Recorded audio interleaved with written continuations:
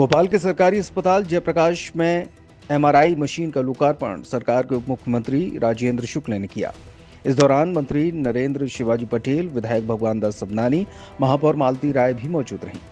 नरेंद्र शिवाजी पटेल ने कहा कि प्रधानमंत्री के नेतृत्व में मध्य प्रदेश स्वास्थ्य विभाग लगातार तेजी से काम कर रहा है। मशीन की क्षमता की बात करें तो ये एक दिन में करीब 40 जांच कर सकती है। उप मुख्यमंत्री राजेंद्र शुक्ला ने कहा कि आउटसोर्स मॉडल पर एमआरआई की मशीन स्थापित हुई है। भारत सरकार के निर्धारित दर से आधे दाम में यहां पर आम आदमी का एमआरआई होगा और स्मार्ट कार्ड धारियों का फ्री में होगा। बताया जा रहा है कि इसमें एक दिन में करीब 40 जांचें होंगी।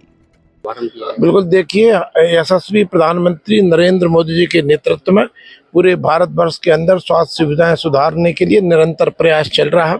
यदि मेडिकल कॉलेजों की संख्या दुगनी करने का काम हुआ है तो गरीबों को 5 लाख तक का निःशुल्क इलाज उपलब्ध कराने का काम किया। 70 साल से अधिक आयु के वरिष्ठ नागरिकों को निःशुल्क 5 लाख तक का इलाज उपलब्ध कराने का काम नरेंद्र मोदी जी ने किया। उसी दिशा में डॉक्टर मोहन यादव जी की सरकार मध्य प्रदेश में कैसे हम अपने नागरिकों को उत्तम सुविधाएं दे सकते हैं, उसी दिशा में आज जयप्रकाश चिकित्सालय में एमआरआई केंद्र का शुभारंभ हुआ है।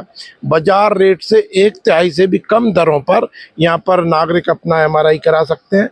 जो हमारे इन हाउस पेशेंट है उनका निःशुल्क में होगा, जो आयुष्मान कार्ड धारी हैं उनका निःशुल्क होगा। तो निश्चित रूप से हम नागरिकों को सुविधाएं देने के लिए नित्य जो नए प्रयोग कर रहे हैं उसमें एक ये सफल प्रयोग है हमारा। सर, क्या मध्य प्रदेश के ग्रामीण स्तरों पर स्वास्थ्य केंद्र में कोई नवाचार होगा? बिल्कुल, लगातार हम देखिए, मैंने पहले भी आपसे कहा कि यदि हम एक तरफ अपने बड़े जो संस्थान हैं, चाहे जैसे चिकित्सा महाविद्यालय हैं, उनकी संख्या बढ़ाने का काम कर रहे हैं, तो दूसरी ओर जो दूरस्थ गांव हैं, गरीब हैं, उनको कैसे हम स्वास्थ्य सुविधाएं दे सकते हैं, उसकी दिशा में लगातार आदरणीय प्रधानमंत्री नरेंद्र मोदी जी तथा डॉक्टर मोहन यादव जी के नेतृत्व में मध्य प्रदेश का स्वास्थ्य विभाग निरंतर कार्य कर रहा है।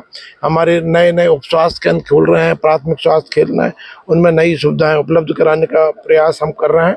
तो निश्चित रूप से स्वास्थ्य सुविधाएं निरंतर बढ़ रही हैं। सर, आखिरी सवाल, जिला अस्पतालों तक जो डायलिसिस पेशेंट उनको जाना पड़ता है, लगभग कई लंबी दूरी का जो परेशानी का सामना करना पड़ता है, कि विधानसभा लेवल पर ये व्यवस्थाएं उपलब्ध? बिल्कुल, निश्चित रूप से इसको हम प्रयास कर रहे हैं कि सिविल हॉस्पिटल में और सीएससी तक ये सुविधाएं हम बढ़ा सकें। आने वाले समय में आप देखेंगे कि ये हमारे ब्लॉक से नीचे भी ये सुविधाएं हमारे नागरिकों को प्राप्त होगी। हम लोग तो शुरू से कह रहे हैं कि कांग्रेस तुष्टीकरण की राजनीति के चलते धर्मनिरपेक्षता का चोला ओढ़कर और देश को गलत दिशा में ले जाने का काम कर रही है, और इसलिए वो हिंदू त्योहार को मनाने में संकोच करते हैं। उनको लगता है कि कहीं ऐसा ना हो कि हमसे मुस्लिम मतदाता नाराज हो जाए जी, और इसलिए वो पीछे हटते हैं। आरिफ मसूद जी ऐसा कह रहे हैं तो उन्होंने और पुष्टि कर दी है। आप लोग अक्सर कहते हैं कि चुनावी हिंदू है, तो आपको क्या लगता है कि अभी खुद कांग्रेस पार्टी का जो विधायक इस तरीके की बात कह रहा है, तो कैसे लेंगे आप इसको? फिर से एक बार वही जो मैंने आपसे कहा कि कांग्रेस के विधायक ही खुद ये कह रहे हैं कि जो बातें हम लोग कहा करते थे जी कि देश को ये आगे बढ़ाना है तो सभी को सबका साथ सबका विकास के मुद्दे पर मंत्र पर हमको चलना पड़ेगा। लेकिन कांग्रेस हमेशा ही तुष्टीकरण की राजनीति उन्होंने हमेशा अपनी रणनीति बनाई और आज इतना एक्सपोज हो गए हैं कि आरिफ मसूद जी को भी कहा पड़ा है। सर, बीजेपी प्रदेश आपका नाम